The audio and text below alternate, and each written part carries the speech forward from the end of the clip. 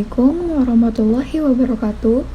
Perkenalkan, nama saya Kayhana Kasih dengan NIM 1240904101027 dari Prodi Matematika Universitas Islam Negeri Syarif Hidayatullah. Di sini saya akan menjawab soal yang sudah diberikan oleh Bapak Muhammad Irfan Septiar sebagai dosen dari mata kuliah dasar-dasar pemrograman.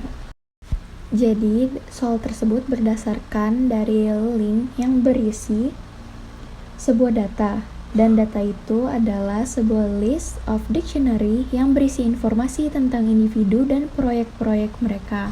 Untuk soal tersebut, saya membuat kode dengan menggunakan definition. Def find individuals with all incomplete projects data. Artinya itu buat membantu menciptakan fungsi sekali tapi memanfaatkannya berkali-kali. Terus untuk di baris kedua ada variabel individuals sama dengan list kosong. Nah, variabel itu diinisialisasikan sebagai list kosong untuk menyimpan nama individu yang memenuhi kriteria. Lalu pada baris selanjutnya ada try. Jadi kita itu menggunakan try except untuk menangani kemungkinan error. Kenapa kita harus menggunakan itu? Soalnya kalau ada terjadi error selama proses iterasi atau manipulasi data program, jadi programnya itu tidak akan berhenti. Error itu ditangkap oleh blok except yang nanti bakal ada di bagian bawah, sehingga fungsi tetap berjalan, atau lebih singkatnya untuk mencegah penghentian program akibat error. Lalu ada for person in data. Kegunaan for person in data itu untuk melakukan iterasi pada tiap elemen di dalam data untuk setiap individu. Name sama dengan person.get. Name unknown itu gunanya untuk mengambil nama individu menggunakan person.get. Jadi bagian person itu merujuk pada satu elemen dalam daftar data. Terus name sebagai kunci yang dicari dalam dictionary person, dan yang terakhir itu ada unknown sebagai nilai default yang digunakan jika kunci name tidak ada. Contohnya sebagai berikut. Nah, di sini saya mempunyai dua contoh. Yang pertama itu ketika kuncinya ada. Jadi kita tulis dulu person-nya itu name John Doe dan age-nya itu 30. Kuncinya itu kan ada ya, kuncinya itu kan sebagai nama. Maka kita gunakan person get tadi untuk mengetahui namanya dan kita coba print dan kita lihat output yang dihasilkan itu apa.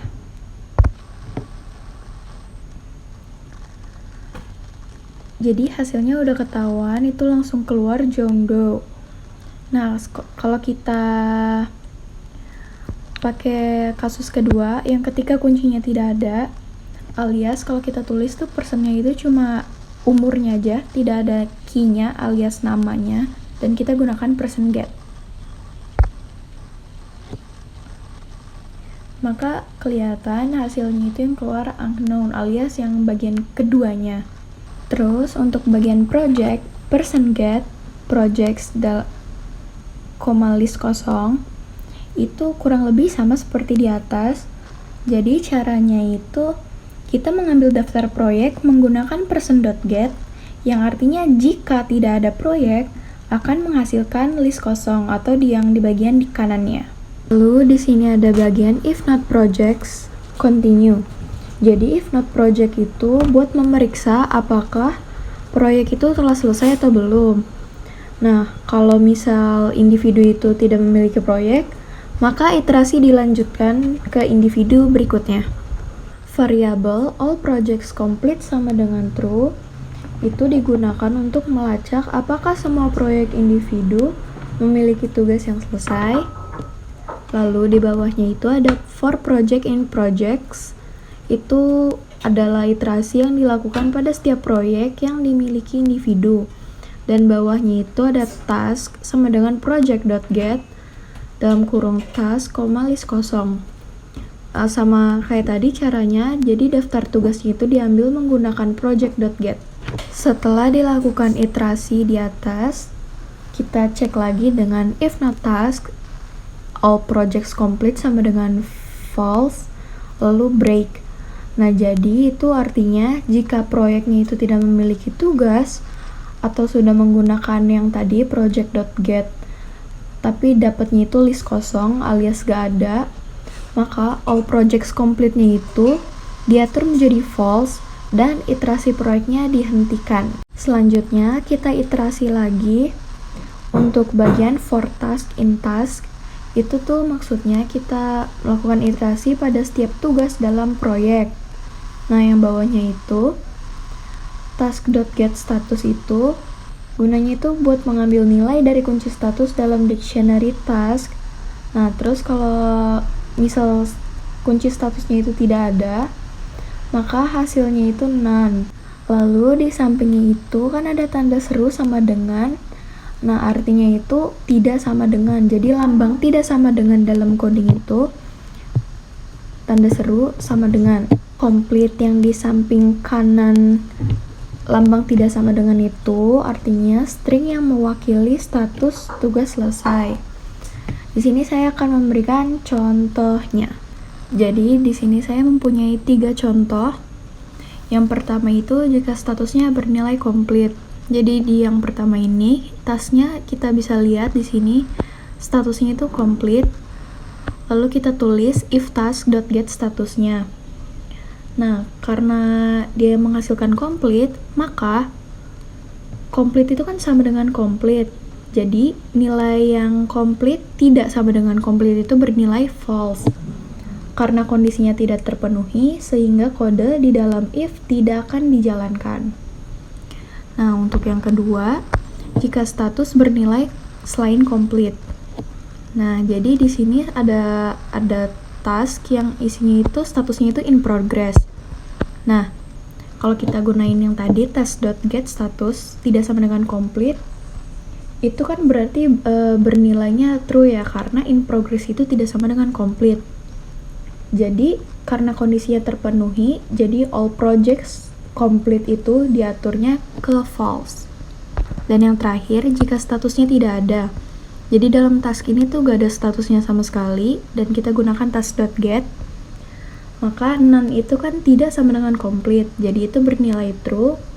Terus karena kondisinya terpenuhi, jadi all progress complete itu diatur ke false. Nah, di sini penggunaan break-nya itu, kalau misal nilai all projects complete itu diatur menjadi false, nah jadi iterasinya itu bakal dihentikan. Terus selanjutnya itu ada if not all projects complete, kita bakal break. Nah, itu jika ditemukan proyek dengan tugas yang tidak selesai, jadi iterasi proyeknya itu langsung dihentikan. Kita lanjut lagi dengan if all projects complete. Di bawahnya ada complete individuals.append dalam kurung name. Nah, jadi gunanya itu kalau ada proyek individu yang memiliki tugas selesai, maka individunya itu ditambahkan dengan append. Jadi append itu gunanya itu buat menambahkan namanya gitu ke daftar complete individuals. Lalu di sini itu ada bagian except. Nah, di blok except ini kegunaannya itu buat menangkap dan menangani error atau yang kita sebut di sini itu exception yang terjadi pada blok try. Nah, terus exception itu apa sih? Exception itu kayak jenis-jenis semua error. Contohnya tuh kayak key error, type error, value error, atau enggak yang lain-lain. Di sini itu apa? Jadi itu digunakan untuk menyimpan objek error atau exception ke variabel e. Jadi variabel e itu isinya ada jenis error, misalnya tuh kayak tadi yang key error atau ya gimana. Yang kedua itu ada pesan error. Jadi itu tuh kayak penjelasan spesifik tentang error yang terjadi. Print ini tuh gunanya buat mencetak pesan error ke layar. Jadi output yang bakal keluar itu ngikutin yang ini, terjadi kesalahan, titik 2. Nah, E-nya itu misal salahnya di mana. Untuk return complete individuals itu Jadi buat mengembalikan daftar nama individu yang memenuhi kriteria. Jadi semua tugas dalam semua proyek itu telah selesai. Terus di bawahnya itu ada bagian data. Nah, datanya itu dari link soal yang dikasih oleh dosen. Nah, lalu terakhir itu ada result sama dengan find individuals with all complete projects data. Jadi itu fungsinya itu dijalankan dengan data masukan, dan yang terakhir itu print result, jadi print yang bagian atasnya itu sebagai output, dan hasilnya itu list kosong. Kenapa list kosong? Karena setelah dicek lagi, data tersebut itu gak ada yang semuanya benar-benar komplit. Kayak misalnya ada yang satu komplit, satu masih ongoing, nah jadi itu dianggap tidak komplit. Lalu berikut ini adalah soal nomor 2. Masih dengan data yang sama, kita menggunakan definisi combine task by city data, yang artinya itu fungsinya digunakan untuk mengelompokkan tugas atau task dari individu berdasarkan kota tempat tinggal mereka. Terus di sini ada variable task by city order dictionary dalam kurung. Nah, jadi itu maksudnya kita inisialisasi task by city menjadi order dictionary kosong untuk menyimpan tugas berdasarkan kota. Nah, terus order dictionary itu dipilih biar itu hasilnya sesuai urutan. Jadi kalau dicetak itu dalam format yang pertama itu key-nya itu nama kota, dan yang kedua itu value, terus yang dalamnya itu daftar tugas task atau task. Daftar tugas task itu berisi yang kayak nama individu, ID proyek, dan ID tugas. Kita menggunakan block try lagi untuk mengecek apakah ada error atau tidak. Terus selanjutnya ada for individual in data. Itu artinya dilakukan iterasi melalui tiap elemen dalam daftar data. Nah, terus ada city sama dengan individual, context, address, home, sama city. Jadi itu kita masukin nama kota tempat tinggal individu dari struktur data yang di atas itu, individual, konteks, dan lain-lain. Ini ada bagian form project in individual.get projects itu.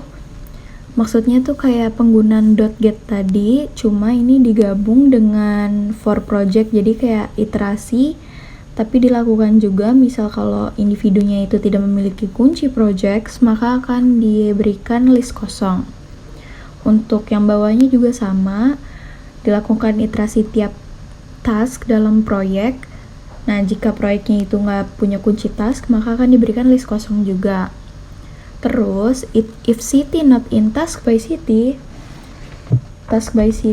dan kurung city sama dengan list kosong itu maksudnya, jika nama kota individu belum ada di dalam task by city, kota tersebut ditambahkan sebagai key dengan nilai awal berupa daftar kosong.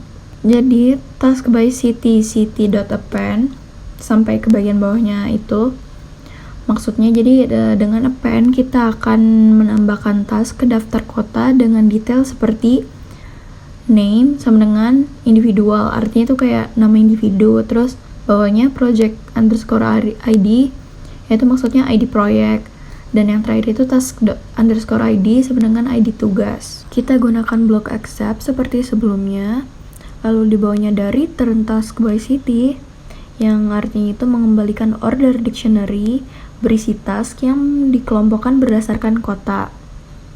Terus yang terakhir itu result, artinya itu fungsinya dijalankan dengan data masukan.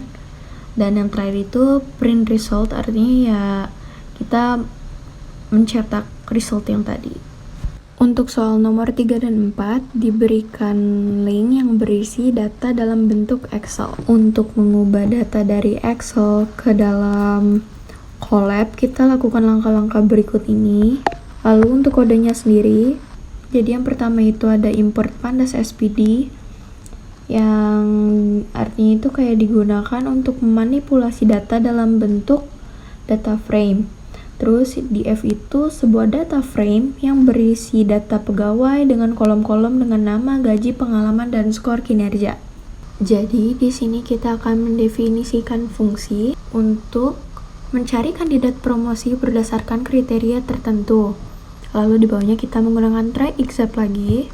Nah, di F performance score ini Gunanya tuh untuk menghitung rata-rata skor kinerja dari kolom yang samping itu, performance score di data frame. Jadi ini tuh digunakan sebagai referensi untuk membandingkan individu yang memiliki kinerja lebih tinggi dari rata-rata. DF salary kuartil 0.25 itu maksudnya buat menghitung kuartil ke-25 dari kolom salary, yaitu nilai di bawah 25% data gaji. Nah, kuartil di bawah ini menunjukkan batas gaji yang lebih rendah dari 25% individu di dalam data. Di sini ada bagian filter data sama dengan DF yang gunanya itu buat menyaring individu yang memenuhi kriteria dalam 4 bagian DF di bagian bawahnya itu dan disimpan dalam filter data. Yang pertama itu kan experience years. Jadi itu maksudnya individu dengan pengalaman kerja kurang dari 3 tahun masuk ke dalam filter data. Yang kedua itu individu yang memiliki skor kinerja lebih tinggi dari rata-rata skor kinerja. Yang ketiga, individu yang gajinya termasuk dalam 25% terendah berdasarkan gaji. Dan yang keempat, individu yang tidak bekerja di departemen admin atau support. Selanjutnya ada promotion candidate sama dengan filter data.apply, lambda row, hingga aksi sama dengan 1. Nah, itu gunanya untuk setiap baris aksi sama dengan 1, fungsi ini membuat sebuah dictionary dengan informasi dari setiap individu yang lolos filter. Nah, terus di bagian dot tulis dalam kurung itu gunanya buat mengonversi hasil dari dot apply dalam kurung yang berupa data frame ke dalam bentuk list of dictionaries. Lalu hasil yang didapatkan akan dikembalikan lagi oleh return. Lalu kita gunakan lagi block except untuk menyaring error, dan di bawahnya itu ada return. Returnnya itu jadi buat mengembalikan promotion candidates alias list yang berisi kandidat-kandidat promosi yang telah difilter dan diekstrak informasinya. Terus df sama dengan pd.dataframe.df itu artinya data yang dari sold itu. Terus bawahnya ada promotion candidates sama dengan find promotion candidates df itu buat menjalankan fungsinya, terus menyimpan hasilnya ke dalam promotion candidates. Nah, terus yang terakhir print promotion candidates, artinya itu mencetak hasil kandidat promosi yang telah difilter dan diproses. Lalu output yang didapat yaitu adalah list kosong karena hasilnya tidak ada yang memenuhi kriteria. Berikut ini adalah soal nomor 4. Langkah pertamanya itu masih sama, yaitu import pandas SPD. Terus pada bagian kedua kita juga masih menggunakan definisi find promotion candidates df, yaitu gunanya buat mencari kandidat untuk promosi berdasarkan beberapa kriteria yang lebih spesifik. Selanjutnya ada block try, dan di bawahnya itu ada average performance sama dengan df. Nah, itu tuh gunanya buat menghitung rata-rata skor kinerja dari kolom performance score di data frame. Jadi ini tuh digunakan untuk memberikan gambaran umum tentang skor kinerja pegawai di seluruh perusahaan. Nah, di bawah ini tuh ada filter data, masih sama juga sama seperti jawaban nomor 3. Jadi gunanya ini buat nyaring individu yang memenuhi kriteria. Nah, kalau memenuhi itu bakal disimpan dalam filter data.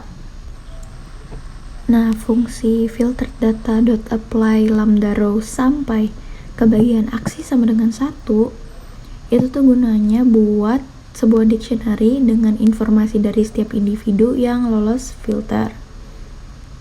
Nah, terus di bagian bawahnya itu ada dot tulis lagi sama dengan dalam kurung, itu gunanya tuh buat mengonversi hasil dari yang dot apply itu berupa data frame ke dalam bentuk list of dictionaries. Dilanjut lagi dengan bagian block except yang gunanya buat menyaring error. Lalu ada return. Returnnya itu jadi gunanya buat mengembalikan promotion candidates. Jadi yang list berisi kandidat-kandidat promosi yang telah difilter dan diproses. Nah, df sama dengan pd data frame df itu berarti data yang dari soal tadi. Terus bawahnya promotion candidates itu buat menjalankan fungsi find promotion candidates dan menyimpan hasilnya ke dalam promotion candidates. Dan yang terakhir itu ada print buat mencetak hasilnya. Nah, output yang ditemukan setelah di-run itu list kosong karena setelah dilacak kode ini tidak menemukan list yang memenuhi kriteria sehingga ditulis dengan list kosong. Dan ini adalah soal yang terakhir. Kita mendefinisikan fungsi sort students menggunakan def yang menerima dua parameter, yaitu yang pertama itu ada students, isinya itu daftar tuple yang disoal, dan yang kedua itu order yang menentukan apakah daftar itu diurutkan secara naik atau turun. Yang kedua itu ada block try, di situ selanjutnya ada if order not in ascending or descending. Artinya itu memeriksa apakah nilai order itu termasuk ascending atau descending. Kegunaan raise value error, order harus ascending atau descending itu, misalnya program itu tidak ascending atau descending, maka program itu akan memunculkan value error dengan pesan order harus ascending atau descending. Selanjutnya, def get value student, return student 1 itu maksudnya mendefinisikan fungsi local get value yang mengambil satu nilai atau elemen kedua dari tuple student. Terus di situ ada order sama dengan ascending. Maksudnya itu kita bakal ngecek apakah nilai order itu ascending. Nah, terus jika if order tadi itu benar, maka akan dicetak urutan dari terkecil ke terbesar. Di bagian bawahnya itu ada sorted yang digunakan untuk mengurutkan data students berdasarkan nilai menggunakan key sama dengan get value, lalu hasilnya dikembalikan oleh fungsi return. Nah, else ini digunakan untuk misal kalau ada order yang bukan ascending, jadi order itu maksudnya kebalikannya alias descending. Lalu pesan itu akan mencetak tulisan yang urutan dari terbesar ke terkecil dan menggunakan sorted lagi untuk mengurutkan hasil tetapi kebalikannya alias dari terbesar ke terkecil dengan menggunakan reverse sama dengan true berdasarkan nilai. Dan hasilnya itu dikembalikan lagi oleh fungsi return. Kita menggunakan block except lagi untuk menangkap nilai errornya. Lalu di bawahnya ini ada students sama dengan Ali dan sebagainya, itu data dari soalnya. Terus kita mulai dari urutan ascendingnya dulu. Di bawahnya itu ada result underscore asc sama dengan sort student ascending print result underscore asc. Jadi karena kita juga mau langsung jawabannya dua-duanya itu kayak atas bawah ascending descending, langsung aja bawahnya kita tulis result dash sama dengan sort students dalam kurung students, descending, dan kita print result yang di atasnya tadi. Sehingga kita dapat output yang atasnya itu dari urutan terkecil ke terbesar dan urutan yang bawahnya itu dari terbesar ke terkecil. Sekian penjelasan yang dapat saya berikan. Mohon maaf jika ada salah kata. Semoga penjelasan yang saya berikan itu mudah dimengerti dan dipahami. Wassalamualaikum warahmatullahi wabarakatuh.